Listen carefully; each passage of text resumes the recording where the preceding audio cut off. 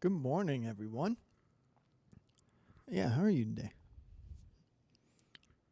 All right, if you're new, you're visiting, my name is Alex, the lead pastor here at First Street Church.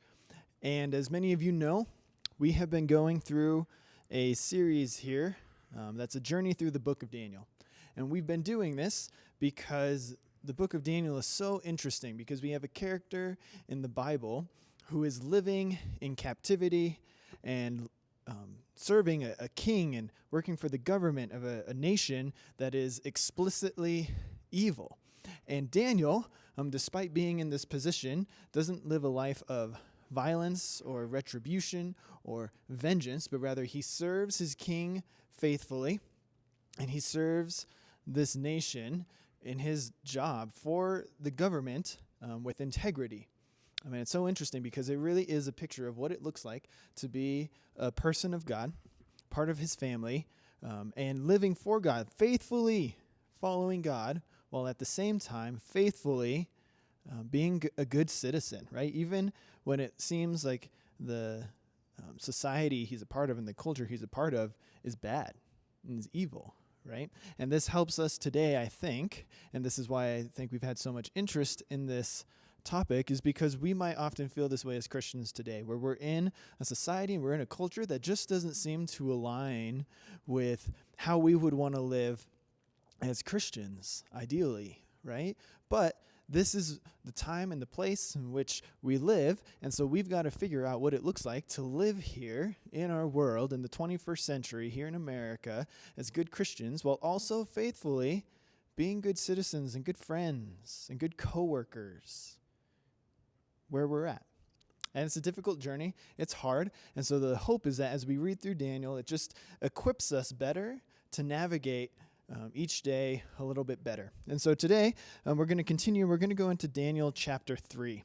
And this is a famous passage. This is where Daniel's friends, Daniel's not actually in the story, but his three friends, are thrown into a fiery furnace because of the decisions that they make following the king Nebuchadnezzar. Has anyone heard this story before? Yeah, a lot of us. How many of us heard this story while we were children? Maybe in Sunday school or, with our parents reading kids' books. Yeah, a lot of us. Me too, actually. And that's good. I'm really glad that Christians are good about teaching their children the Word of God, especially these fun stories that we have in the Old Testament. However, as we begin today, I just want to caution us because we are not children anymore. And what we're going to talk about today isn't actually a children's story. Now, when we're down the hallway over there, we can turn it into a children's story, and that's good. We help our children learn the Bible and get familiar with these stories. But what we've got to be intentional about as we grow up as Christians is, as we get older, coming back to these stories and recognizing that when we learn them as children, we didn't get the full story. And we didn't get the true depth that's going on here. And so maybe you've heard this story 100 million times. Maybe you could tell it pretty easily from memory if I asked you to. But I want you, as we read this, to try your best to read it and hear it with new eyes, like you had never heard it before, and pick up on the details that you might not have been taught growing up. Because the truth is, it's easy to turn this into a story where the moral is, no matter what happens, just be faithful to God, and everything's going to be okay, no matter what kind of trouble you get into. And that's not necessarily wrong, and it's not necessarily bad to teach that to children, to other Christians, but that's not what this story is actually about. What this story is actually about is giving the people of God a theology of what it looks like to deal with religion and politics, especially when they try to come together. And we might think, well, we live in America. We have this big thing that we're all about of separation of church and state. Yeah, sure, we have that on paper, but in real life, when humans are going about their day, what we believe influences what we do and how we see the world and how we think other people should live and see the world and how they should act. And so all the time, every day, we are encountering messages of how society should think and believe and behave and treat one another. And it influences political decisions. It influences how we vote, how we think about how we're going to interact with politics, and it affects those who are in politics making decisions for us and with us. And so I'm not going to be giving any sort of commentary, to be clear, on how those things should be happening necessarily, but I'm going to talk about what Daniel 3 warns us about. And it's still incredibly relevant today. And I'm just going to say right up front, I know it's not proper in social settings, especially out in public, to be talking about religion and politics, but we have no choice today because that's what Daniel 3 is all about. And honestly, that's what a lot of the Bible is about. And so as we go today, if you start to feel uncomfortable or maybe you start to feel angry, I actually want to say that that's okay and to lean into that because the Bible is meant to challenge us. If the Bible is never challenging us, then we're probably not following God the way that we should be. But when we get angry, I also want to ask you, remember, please be mad with Daniel and not with me, because I am just the messenger. And I promise what I'm trying to do today is just faithfully, as best as I can, exegete this text so that we as Christians in the 21st century here in Fort Lupton can be better equipped to walk out these doors and more faithfully serve God while also being good citizens and good husbands and wives and friends and coworkers and parents out in the real world where these issues are still alive today. Sound good? Should we do this? Okay. Well, that's not going to be on the screen like we've been doing because we've been reading, whole chapters at a time, and that's a lot of Bible put on the screen. And really, it's my hope that if you follow along, you'll do so. But also, if you don't follow along, if you don't open a Bible or turn one on, that you will allow me to just read this story for you, and you can have the chance to just listen to it like a story, because that's what it is. It's just a story. And so let the story wash over you and do your best to hear it for the first time with fresh eyes, to see the elements that I'm going to highlight for us afterwards so that we can just better understand that this isn't a children's story, but this is a deeply and profound and challenging story for adults following Jesus today. So let's get started. King Nebuchadnezzar made an image of gold, whose height was 60 cubits and its breadth 60 cubits. So this thing is about 90 feet high. So it's taller than the ceiling. It's really, really high. He set it up on the plain of Dura in the province of Babylon. Then King Nebuchadnezzar sent to gather the satraps, the prefects, and the governors, the counselors, the treasurers, the justices, the magistrates, and all of the officials of the provinces to come to the dedication of the image that Nebuchadnezzar had set up. Then the satraps, the prefects, and the governors, and the counselors, and the treasurers, and the justices, and the magistrates, and all of the officials of the provinces gathered for the dedication of the image that Nebuchadnezzar had set up. And I know it's a long list, but remember the significance of this, right? Like, these are all of the leaders over Babylon and the nations that it controls. And this isn't a time where you can just hop on a plane or hop onto Zoom and just quickly enter a meeting with people all over the world. Like, this is significant. Nebuchadnezzar is telling every single leader to stop what they're doing, get up, and travel for miles. It might take days, weeks, months to show up to participate in this dedication of an image that he wants them to be a part of. So this is something that Nebuchadnezzar is saying really important, and all of our leaders need to be involved. And they need to actually kind of jump through some hoops to make sure they listen and participate.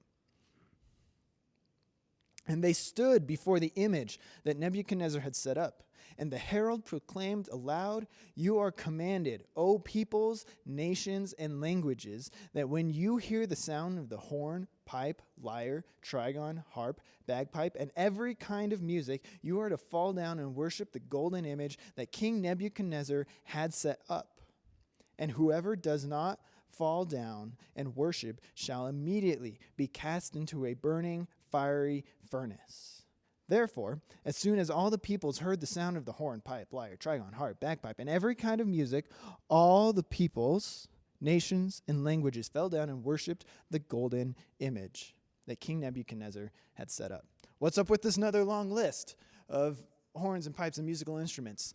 It's trying to make a point that whenever they participate in music, they're supposed to worship this image. And this is significant because music is a cultural thing, meaning whenever you're down at the bar hanging out with friends and they start playing music, you're supposed to worship this image. And what's important about this image is that we're told it's just an image, right? That the king, the head ruler, is forcing people to participate in worshiping, right? But it's not actually Nebuchadnezzar, and that's really significant. And just the fact that they're talking about an image in general is really significant. And there's a reason why we get no backstory. We just come into this story about an image because the Bible wants you to notice something about what's going on here. And the Bible is very particular about its use of images. So one of the very first stories in the Bible, if you know it well, is God creating the world. And I've talked about this in other places. If you want to talk about this more, I'd love to because it's so important, but let's get together to do it maybe over coffee or just one-on-one. But I'm going to just give us a quick run through real fast. Is when God in Genesis 1 is creating the world, it is actually meant to give us political commentary. Because what is God doing, right? He's creating a world with his mouth. He says something and things happen. And that's not significant just because of how cool it is God's creating the world, but because there is only one other place, especially thousands of years ago, where that kind of phenomenon could happen. And that's when you were a king. So think about this real fast. If you were a king sitting on a throne, then you can say the words, go and conquer that town. Go build pyramids. Go kill so-and-so, or bring me food, or whatever it is. Those things would happen. A king is able to get things done just by the words of their mouth. A king doesn't need to get up and go to the fridge and make dinner in order to have a meal. He can just use his mouth and say, bring me dinner, and someone will bring it to him. Why? Because he's powerful. Being able to accomplish things with just your mouth is a sign of power. When my wife comes home and says, Alex, I need you to clean the bathrooms, and it gets done, my wife is showing she has power in our marriage, right? See what I'm saying? We experience this today when we're able to ask another person or use our mouth to have things done. We're showing that we have some sort of power or authority around other people. And that's not necessarily bad when we talk about power or authority. When my wife asks me to clean the bathroom, she's not being mean. It's just the way our world works. But when God does it, we're supposed to notice something. When God uses his words, when he uses his mouth, he's not just able to have someone bring him dinner, but God is able to create a whole world. He can look over a raging, chaotic sea of nothingness. And because he begins to speak, an entire cosmos is built. And what does he tell us? When God does this, everything is good. When God uses his power on the world, life flourishes. That is the most important thing we're supposed to take away from Genesis 1, is that God is a king and a ruler like no other because he is more powerful than anyone or anything else. And on top of that, when he does things, life flourishes. When God does things, it's good. And that is always supposed to be juxtaposed against other leaders in the Bible and against other leaders that we see in the world today and throughout history. And so constantly, as Nebuchadnezzar is acting, we're supposed to recognize that he's not like God. He's not as powerful as God. He can't create the way God can. And when Nebuchadnezzar acts, he does so in a way that doesn't cause life to flourish, but more times than not, he causes life to die. And we'll talk about that more here in a second. But this is important to notice because what God does at the end of Genesis 1 is he begins with the final climactic act of creating humans. And what does he say about humans? Do we know? Yeah, he made us in his image. And this isn't necessarily a statement about humans being more logical or necessarily being able to think, right? Like that's how we talk about it sometimes, or just like special in some way. No, for us to be an image is for us to be rulers on the world. And so when you see God say, I'm going to make humans in our image, and then he does it, he looks at humans, and the very first thing he does is he gives us a command to rule and subdue the world. In other words, God is a ruler who is so powerful and good, and then he creates humans, and he says, you guys have a special job because you're like me. You're more powerful than all the other creatures, and you have a calling, a task, a purpose to be good stewards of my world. And so we're supposed to live like we're rulers. That's why we can't make images of God. That's why that's one of the 10 commandments, is because to make an image of God not only is disrespectful to God, but it's disrespectful to humans. Because it's saying, if this piece of wood is an image of God, what does that say about us? No, we're better than wood and metal and stone. And so these things can't be made like images of God. That's reserved for humans. Because we're the only things that can represent God with honor, and to remember that we're made in images of God is to remember the special honor and privilege God has given us, and the fact that he sees us as different than anything else. And it also reminds us of our purpose, to live in a way that we resemble God, so that in all we do, we use the power and gifts that he's given us to make life flourish, to spread goodness. But what is Nebuchadnezzar doing here? He is taking an image that is a statue, a piece of metal, and having people worship that thing. Why? This isn't actually a foreign concept. It may sound like, well, that's really archaic. That's not something we would do today, so it's kind of weird to think about. But that's not true. We still do this. When I went to a Broncos game a couple weeks ago, I was a little bummed that I was going to spend my afternoon doing this, because I am actually a really big Broncos fan. I like to watch football, but I have been really disappointed with how bad they are. Yeah, we all know what I'm talking about. It's disappointing, and so it felt like it was going to be a waste of my Sunday, but I went because, it's still something fun to do. So I'm going and I'm walking into the stadium, and do you know what's in front of the stadium down in Denver? A bunch of statues. There's a whole section. It's dedicated to statues of famous players and coaches of Broncos past. And why are they there? They're there to commemorate these people who were great. And even more significantly than that, it's supposed to commemorate how the Broncos have been great. So even though I'm down on the Broncos because of how bad they are, and I'm a little bummed that I have to spend my whole Sunday afternoon just watching them lose, they're trying to remind me as I walk in that even though I might think the Broncos are bad and lame, these statues are supposed to remind me that that's not true, that they're actually great, because these great players that ought to be remembered forever symbolize how awesome and great the Broncos are. They win championships. They're not losers. And we use statues to try to communicate stuff like this, right? What's the famous statue that we all probably know?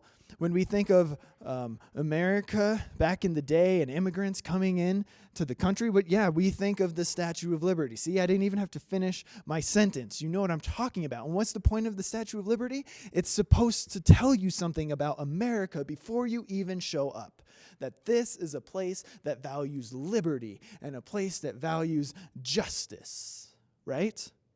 And the Statue of Liberty is bigger than the statue in this story.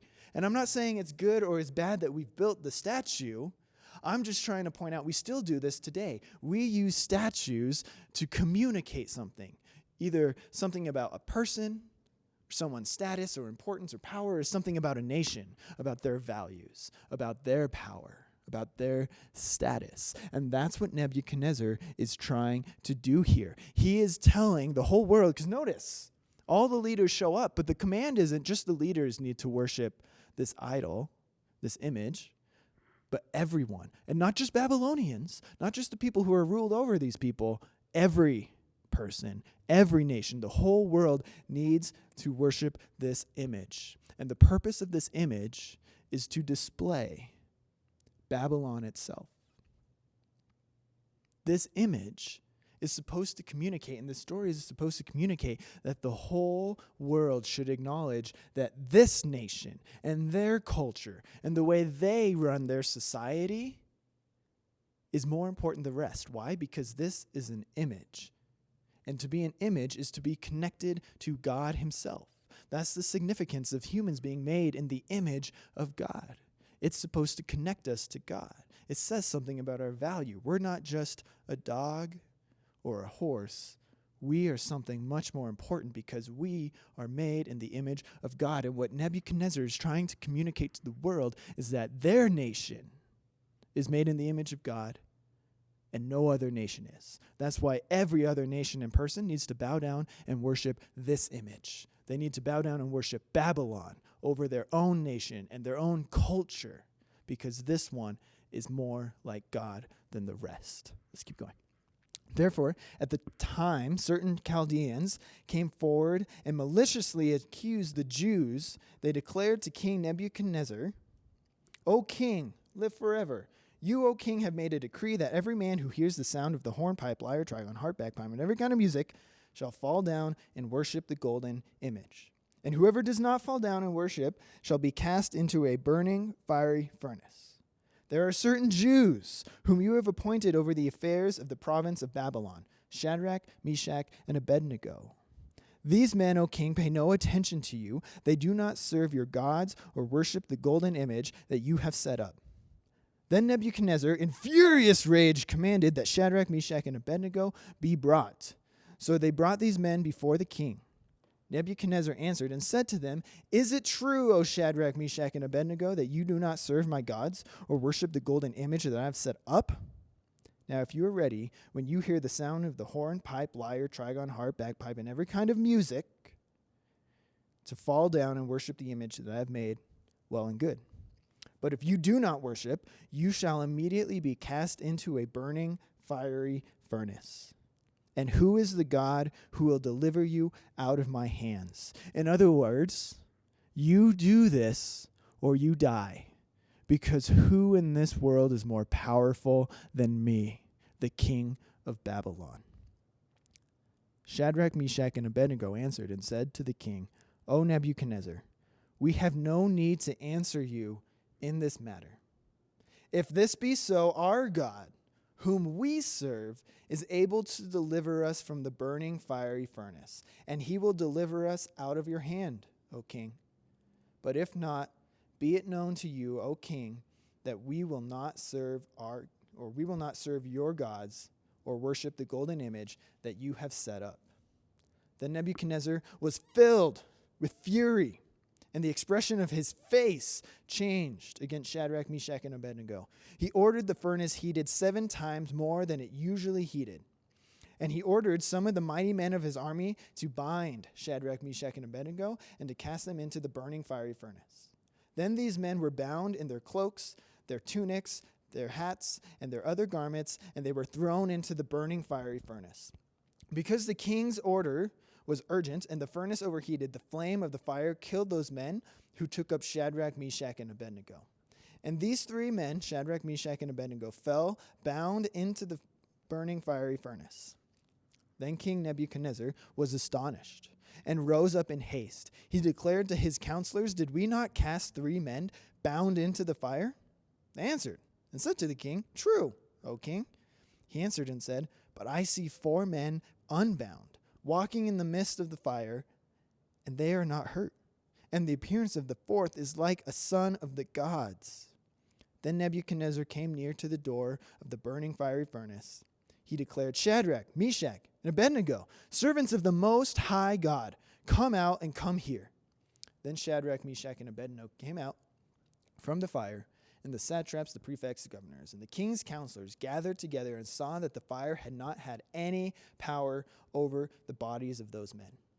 The hair of their heads was not singed, their clothes were not harmed, and no smell of fire had come upon them. Nebuchadnezzar answered, and said, "Blessed be the God of Shadrach, Meshach, and Abednego, who has sent his angel and delivered his servants who trust in him, and set aside the king's command, and yield up their bodies rather than serve and worship any god except their own God. Therefore I make a decree, any people, nation, or language that speaks anything against the God of Shadrach, Meshach, and Abednego shall be torn limb from limb, and their houses laid to ruins, for there is no other God who is able to rescue in this way." Then the king promoted Shadrach, Meshach, and Abednego in the province of Babylon. Okay, there's a lot that we could talk about here. But the most important thing that we need to walk away from is the significant act that these men made, right? What's the theme of Daniel so far? Daniel is a captive, right? Nebuchadnezzar's army came in and destroyed the home of the Israelites. They watched Jerusalem burn, probably watched friends and family die before their eyes, and then they're taken back to Babylon to be slaves and captives and to serve Nebuchadnezzar and to serve in the government that ruined their lives, that burned their homes to the ground, that killed their family and friends. But yet, Daniel and his friends in this spot, what do? They continue to serve this nation with integrity, and they do so faithfully. But they never compromise their faithfulness to God. And what does God continually promise throughout Daniel? He's been doing it in everything we've read so far, and he's going to keep doing it going forward. Spoiler alert. Is he's going to continually remind them that even though it may not seem like God is the most powerful ruler in the world, and it may not seem like he's in control, he is. And someday he's going to knock down every evil king and every evil nation, and he's going to establish his own nation with his own king on this world. And that will be a kingdom of goodness and justice and peace. And everything that was once broken and destroyed will be fixed and restored again. And this kingdom will never fall to evil again. That is the most important thing we're supposed to walk away with right here. These three men, Shadrach, Meshach, and Abednego, are people of God. They're part of the family of God. And even though they've been tasked with the job of serving this evil government and this evil king, they are also tasked with living as if they are made in the image of God and the real, true God, Yahweh himself, which means in all they do, they need to promote goodness. They need to promote the flourishing of life. And the truth is, Babylon does not promote the flourishing and the goodness of life. Nebuchadnezzar says it's my way or you die. Babylon says we need to be in power forever. So if you threaten us or if you have something we want, we will crush you and destroy you to maintain and build up our own power. That is not how life flourishes. And Nebuchadnezzar forces them to make a decision. That they can either live as if all people are made in the image of God, and to live in such a way that honors God, the true God, Yahweh, and thus live in a way that promotes the flourishing of all life and every person around them, or they can bow down and say that Babylon is the only nation made in the image of God, and that every other nation and every person of every other nation is somehow less. And if they do that, they're going to perpetuate this cycle of human evil, where it's every man for himself, it's a dog-eat-dog world, and people die. And they say no. They say no. God, our God, Yahweh, is the ruler of the whole world. Not you, Nebuchadnezzar. And that God has told us to live as if all humans, not just our nation and our culture and our society, but all humans are made in the image of God. And so, even though they live often in a way that is very faithful to their new kingdom, they never compromise their faithfulness to God. And so in this situation, they need to look their new king in the face and say, no. And what does he do? He looks him in the face and say, how can you possibly refuse me? If you refuse me, I'm going to kill you. And who could save you from me? And what's their answer? They say, Nebuchadnezzar, you are a powerful king over Babylon, but you are not the most powerful king over the whole world. Our God is the Most High God, the Most High King, and he's more powerful than you. He'll save us. And if he doesn't, we believe he's good. And if he decides that today is the day we die, then we trust in him so much that we're okay with dying, because we know that everything God does is for a plan to rescue the whole world, and it's good. We don't believe that about you, Nebuchadnezzar. So go ahead and kill us, because if you do and we die, it's actually our God's plan, and we're okay with it.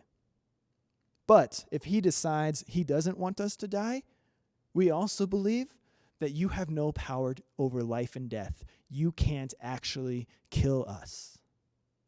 Do you see how profound that is? Because they believe so wholeheartedly that God is the most powerful king and ruler and being in the whole world, and because they have such faith in the fact that everything he does is good, they are willing to put their lives on the line to stay faithful to him and to break this cycle of evil that Nebuchadnezzar wants to bring them back into. And so what happens? They survive. God proves that he is, in fact, as powerful as the Bible says he is. And Nebuchadnezzar has no choice but to bow down to a ruler that is more powerful than himself. I hope you see what's going on here and why it's important for us today. This isn't about Nebuchadnezzar versus God. This is about a whole nation versus God. You see what I'm saying? What Babylon is doing right here is they are saying, we're going to erect an image that represents our nation, and the whole world needs to worship it. Why? Because our nation, our culture, the way we do things, the music we listen to, the things we like, the things we think are popular, is made in the image of God, which means it's better than every other culture, every other nation, every other thing in the world, every other society in the world. And so it's not just that other cultures and other nations are less than them, but the people of those nations are also less than the people who live in Babylon.